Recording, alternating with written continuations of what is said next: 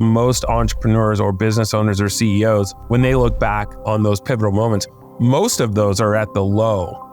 And that was the case for me. It was having no money in my account, it was having debt and responsibility, both in business and in personal life, and not knowing what to do. And you feel helpless and alone in those moments. If and when, because you always do get out of it, you get out of that hole and that rut, you use that feeling or that memory of that feeling to motivate you for the future. My name's Casey LeBlanc, serial entrepreneur, living in San Diego, multiple businesses, but my main one is escrow. So in the real estate space in Southern California, and also technology. So build technology for the escrow space. Born and raised in the Bay Area, live in San Diego, former college athlete who took some of those skills and abilities and tried to bring them into the business world. Gotcha. Can you start a little bit how you started your career before you got into that business? Like, what was the first business you kind of started? So I was actually selling mortgages to Wall Street, bundling them up and packaging them in high volumes and selling them to Wall Street when I right got out of college. And then from there, started to buy and sell small businesses, try to group them together and create economies of scale, and kind of learned through doing. So was really keen on trying new things, especially at a young age. Nothing to lose. I was a single guy and was creative and aggressive enough to ask people things. And so was it buying businesses with no money down and just doing seller carrybacks and just all kinds of different weird and creative ways in which you can get into business if you really just ask. So that was kind of how I cut my teeth, was started in sales and then kind of realized I wanted to build teams and community and started doing stuff with the kind of creating my entrepreneurial journey that way. Gotcha. So you get out of like school, you start as like selling mortgage bundles to the market, and how does that work? I finished college and started doing that, and then worked for somebody for about 3 months and decided that wasn't for me. So I actually, my career working as a W-2 was 3 whole months, and took the, kind of my learning and understanding of what that business was like, and then started on my own with kind of a very, very general knowledge, and then realized that wasn't the industry that I wanted to get into. So I used some of the earnings from that to get into other industry that I was more passionate about, and building teams and marketing and stuff like that. So yeah, just every kind of step of the way was a learning experience, and using whatever platform I was on to think about, okay, what am I doing now? What am I happy with? What do I enjoy? What do I not enjoy? And then trying to springboard into something that could either be better or more beneficial to what I was doing. And now back then, there's sites like Flipper and different stuff like that where you could kind of buy businesses or talk to owners to see maybe if you could take over the business for, no money down. How did you do it back then? And like, what was the first business you kind of got into, and was it successful? Yeah. And how did you kind of get there? Yeah, it's a good question. It's kind of a funny story. I was doing the mortgage thing and wanted to go after real estate agents for their purchase business. This was probably 2003 or 2004, and decided I wanted to buy a printing and mailing company. So I had found a broker, a small business broker, and we kind of searched nationwide for a business that wasn't necessarily for sale, but was fit a demographic for the product that they were selling. I was actually looking for, which turned out to be a pretty good idea, was looking for an owner who was over 70 in a space that was dying, or maybe not dying, but was changing rapidly. And so the printing and mailing business back in those days was okay, but it was definitely evolving with the advent of the internet and email marketing and so forth. So people were cutting back on the printing and mail costs, but they weren't cutting back on the printing and mail costs for real estate. So I approached the owner, wasn't listed, and started to get really deeper into the conversation because we were both solving a problem. We're both solving an opportunity for each other. And I think where that creativity was really valuable from the standpoint of he owned the business free and clear. It was doing had a little bit of profitability, but the industry was changing so rapidly and quickly that if someone weren't to come in with a new perspective, that business would have gone to zero or had the potential to go to zero. At least that was my negotiating powers, that this business without new perspective is going to go to zero. It's going to be worth nothing. And you're going to be stuck with a bunch of old machines, a bunch of payroll that you're not going to be able to, it's going to be a tidal wave. Here's the opportunity is, I come in, we'll assume all of your debt and liabilities and then, pay you over time. And that strategy worked. And it was, I guess luck back in those days, but that was the kind of the thinking back then and it worked. What was your new perspective on that business? Like, how did you know that you could get it kind of going? Well, I had this network of people that in the real estate space in Southern California that were doing a lot of printing, a lot of mailing, a lot of signs. So I was going to be able to use my current customer base to add to that business. And then what I decided, I was a believer back then in digital marketing. So I was using the customer base because they were going to be traditional in what their needs were going to be. And I was going to be able to help them with that. So I was going to be able to reduce some of their cost because the business was in Idaho. Our business was in California.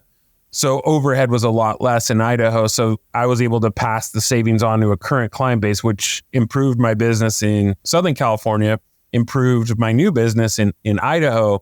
I was able to use some of those resources to learn how digital marketing was going to evolve into, take some of the printing and traditional marketing and basically just use those resources to learn. Gotcha. And from that business, kind of, how does your career go from there? Kind of use the same strategy. So now I'm in escrow and ended up buying an escrow business shortly after the printing business in a similar fashion. I had to use a little bit of money down on the escrow business.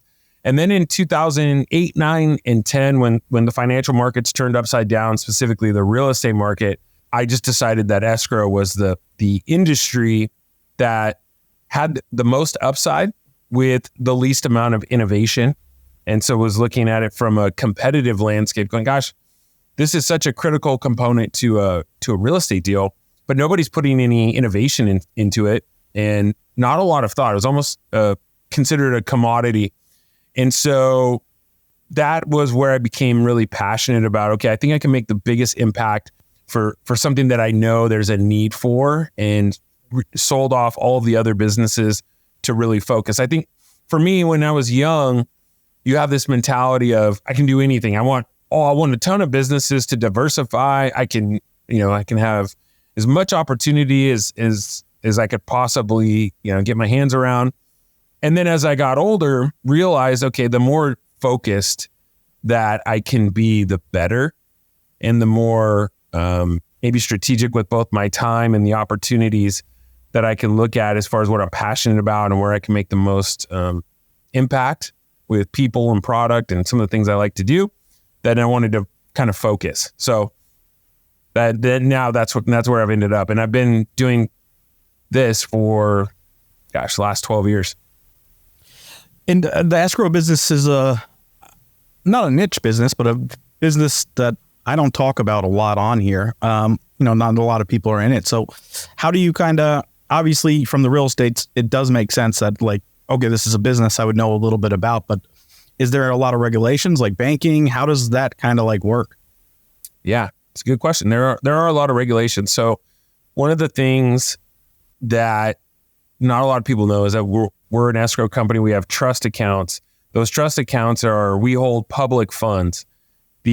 Someone's going to go buy a home and they're going to put $10,000 into escrow. So there's typically a 30-day window in which me as the escrow company, as the escrow holder, we're holding that $10,000 in good faith. And so there's a lot of public funds, which creates a lot of liability. You want to make sure as the owner of an escrow company, oftentimes we have $40, $50, $60 million in these trust accounts. You want to make sure that those funds are good, they're safe, they're accounted for correctly. So there's a lot of licensing and bonding and regulatory oversight that goes into it. But escrow is vast, right? A lot of people understand escrow, title or escrow as to be for, residential for the most part, oftentimes commercial. But there's a whole other area and aspect, which is interesting. And we've gotten into over the last couple of years to expand the market, which is you can escrow fertility. You can escrow Bitcoin. You can escrow, we've done deals where there's gold bars being sent from one country to another. And you've got a inventory, and then you've got to have multiple people sign. For us as the escrow company, we are not the judge and jury of the transaction. We are merely an independent party that is helping facilitate the funds for the agreement that multiple parties will have. So there's a lot of intricacy to different sides. We call it our specialty division. There a lot of different ways in which you can escrow certain things. You can escrow watches, boats, all kinds of stuff. Gotcha. And now, when you're first starting the business, like, what is your biggest downfall? Like, has anything happened to you that kind of like, you just had to kind of overcome? Yeah. I think any business owner at some point has come up against cash flows, right? Like, you can have all the greatest ideas and you want to put and pour money and resources into a business, whether it be through innovation or through people or through growth. And sometimes the economies and sometimes the business will hit you at a certain time and you run up against the realities of payroll or the realities of expenses and so forth. That happened to me in somewhere around 2010, where the kind of market was upside down. I had multiple businesses, a lot of different people diversified into different things, and you come up against cash crunch. And again, you have this level of confidence where you think you can overcome anything, but if you run out of capital, the game is over. And I don't think I ever recognized that until it got so close that, you're like, oh, if you just come up with this realization of, wow, this, we are so close to the end, and I didn't really recognize it. So, then you start looking at, okay, once you get out of it, which is difficult enough, you say, what am I going to do now to make sure that this never happens again? Or if it does, at least I know why. As an example, like forward-looking cash flow analysis and certain things that are more advanced. And I wasn't really a numbers or finance person. I was more on the kind of sales and marketing, just grow revenue and you're going to be fine. But what I've learned as I've evolved over time as an entrepreneur is that the financial aspect of the business is super important when it comes to the growth of the business. You can outgrow your way out of business. And I didn't recognize a lot of these things at a young age. I think just through pure, confidence and, being naive and somewhat stupid, you just think you can do everything. And then when reality hits, sometimes you recognize that you can't do everything. And it's better to be educated and aware and have charts and some sort of understanding of the fundamentals of the business. So that's live and learn. Gotcha. And like when you first starting out, was anybody skeptical? Did anybody kind of like point to you? There's a lot of stories that I hear where it's a teacher or, maybe parents, but most of the time parents tell everybody to be a doctor or a lawyer. And, it's one person that said, you can go do this. Is anything like that ever happened when you were first starting out? I had a really good family dynamic. I was really grateful. My parents never put glass ceilings on anything that I ever did. I was always maybe an overachiever. And I think that propelled me into the business world of never thinking that you can't do anything. So my mindset wise and family and the way that I grew up taught me a lot of that.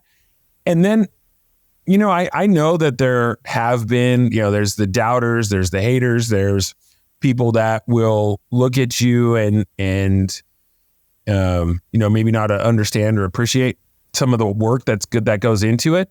But I'm really focused on, and always have been, on getting rid of those people, not listening to the outside noise. Growing up in sports, you learn that even no matter what level you play at, you're going to hear other teams or other fans that are going to come at you with, negativity. So being able to block that out, I think, is a superpower, whether it's in personal relationships, whether it's in business, whether it's in sports, people are, there's a lot of noise going on. I think now more than ever, there's more noise in the world with social media and the microphone in which people can talk and be amplified, is that you really need to make a conscious effort to keep all of that nonsense out of your mind. And as you're coming up and starting to make money into your business, is there something that you first buy that you really wanted, like a watch or a car or something that you really had your eye on?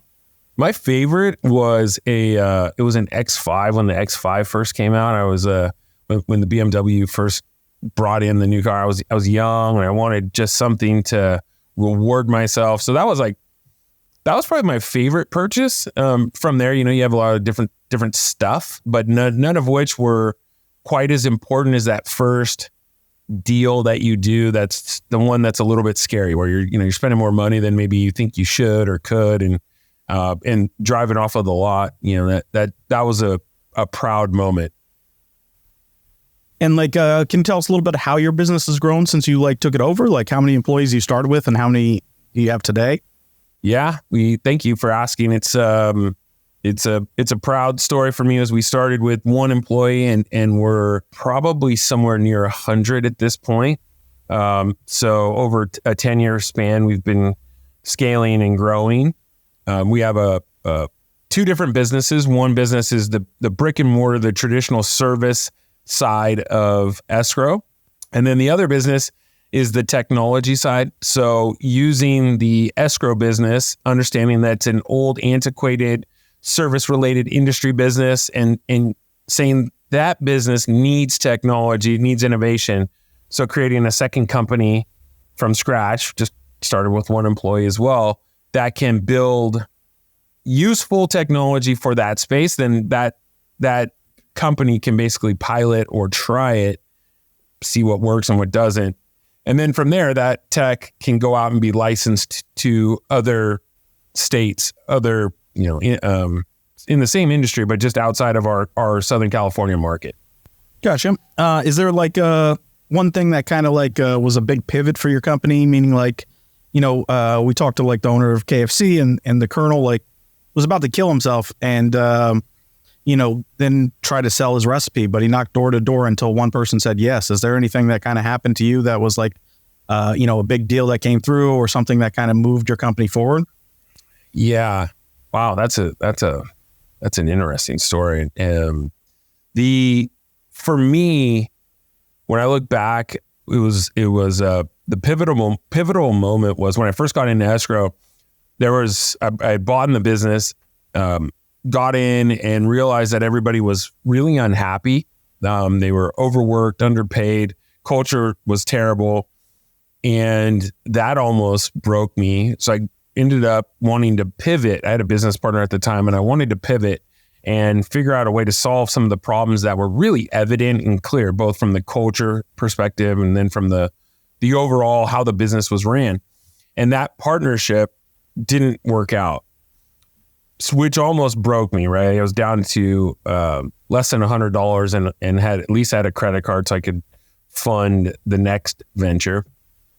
But that being that broke at that time in my life when I had made a lot of money previously was eye-opening for me and was a really good life, I guess, experience when you look back on it. And so I took the lessons in what was going wrong in that escrow company to start what is now my, kind of my base company, which is New Venture Escrow, which was a new venture for me. And it was a way in which I saw the future of escrow being, using technology and then started that, and then the tech company shortly thereafter. But being at a low, I would imagine, and you can correct me if I'm wrong, but most entrepreneurs or business owners or CEOs, when they look back on those pivotal moments, most of those are at the low.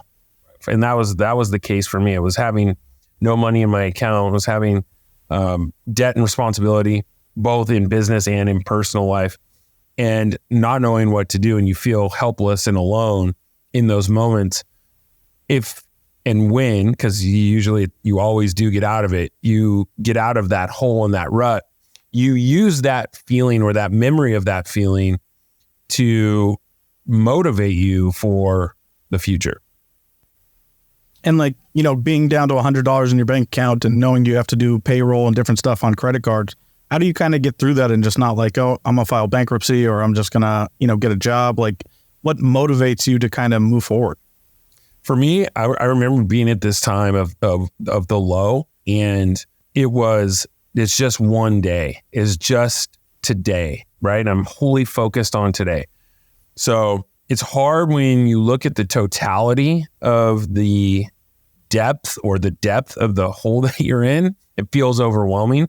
Sometimes debt feels overwhelming. So you have to attack the day. And that means I was really focused on my energy levels first and foremost, because I felt like if I could attack the day, so the day felt manageable. And then if I worked on how I felt, which is tough because you may not be sleeping enough, but you could not use alcohol. You could not eat like shit. You just eat good stuff, drink a lot of water, exercise and move around. I was managing. I knew that if I made enough phone calls, right, talking to people about either bringing in new money or selling stuff, that was kind of my KPI. So I'd focus on the day, then I'd make sure I was having a lot of conversations and I was making sure I was as healthy as I could be.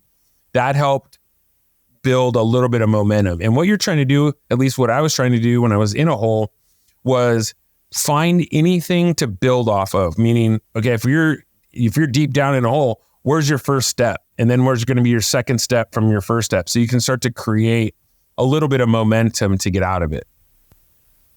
And what advice would you give to your younger self if you could give them advice today? Oof. Yeah, that's a good one. I think lean into the things that you're good at and don't worry or focus as much on the things that you're not good at. When I was young and I was CEO and I was really young considering, I was always trying to, I was wearing a suit with a tie and trying to maybe act the part when nobody really cares about that. It was more of like leaning into the things that I naturally was good at or enjoyed, and then figuring out how to bring people in for the things that I wasn't good at. For, as an example, like bringing in a CFO or those types of things. So I was pretending that I knew everything when I really didn't, and having the confidence in the things that you're good at, and then bringing in talent and really smart people for the things that you're not either educated on or don't know about.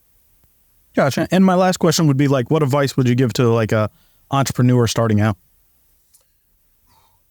An entrepreneur starting out, that's a good question too. I really believe in, when you're an entrepreneur, is having an understanding on how you make money. And when I say make money, I don't mean necessarily profits, but how you drive sales. What are the things that lead up to revenue producing activities, and then tracking those? I feel like some of the entrepreneurial things that I've seen or have been put in front of me, people don't have enough emphasis and focus on revenue and growth. They focus a lot on the easy stuff, which can be operational. And so how people drive revenue, what clients or potential clients and prospects, what their needs and wants are, and how to build long-term relationships around those, so you have a sustainable business that can grow where there's revenue. I think revenue cures a lot of problems in business.